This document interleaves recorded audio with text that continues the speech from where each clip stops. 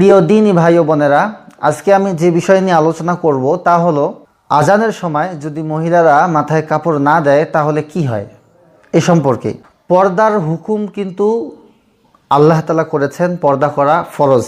তো পর্দা একজন মহিলা কিভাবে করবে, নিজের ঘরে কিভাবে করবে, বাইরে কিভাবে করবে, এ সম্পর্কে জানা দরকার। তো পর্দার আলোচনা অনেক বিশাল, আমি সংক্ষিপ্তভাবে একটু আলোচনা করব।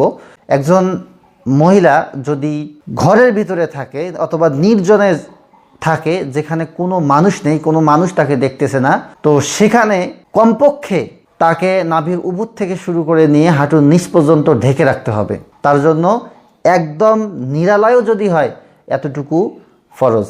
এটা গেল একাকিত্বর মাসালা। এবারে আসি যে মহিলাদের সামনে কতটুকু সে খুলতে পারবে। একাকিত্ব অবস্থায় যতটুকু ঢাকা জরুরি ততটুকুই ঢাকতে হবে একজন মহিলার সামনে, বাকিটা খোলাইতে পারবে, কোনো সমস্যা নেই। এবার আসি যে পরপুরুষের সামনে কতটুকু খুলতে পারবে।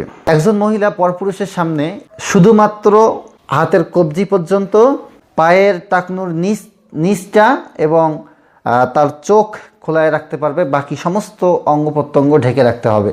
তো বন্ধুরা, এই ছিল পর্দার বিধান। তো এই যে পর্দার বিধান, এই বিধানগুলি কিন্তু কোনো বিশেষ সময়ের জন্য না, সব সময়ের জন্য। কোরআন এবং হাদিসে কোথাও এরকম নাই যে এমনিতে পর্দা করতে হবে না, কিন্তু যখন আজান দেবে তখন পর্দা করতে হবে, মাথায় কাপড় দিতে হবে, এরকমটা নয়। যদি আমরা মনে করি যে এমনিতে পর্দা করার প্রয়োজন নাই, কিন্তু আজান দিলে অবশ্যই মাথায় কাপড় দিতে হবে, না দিলে ক্ষতি হবে, তাহলে এটা একটা বিদআত হবে।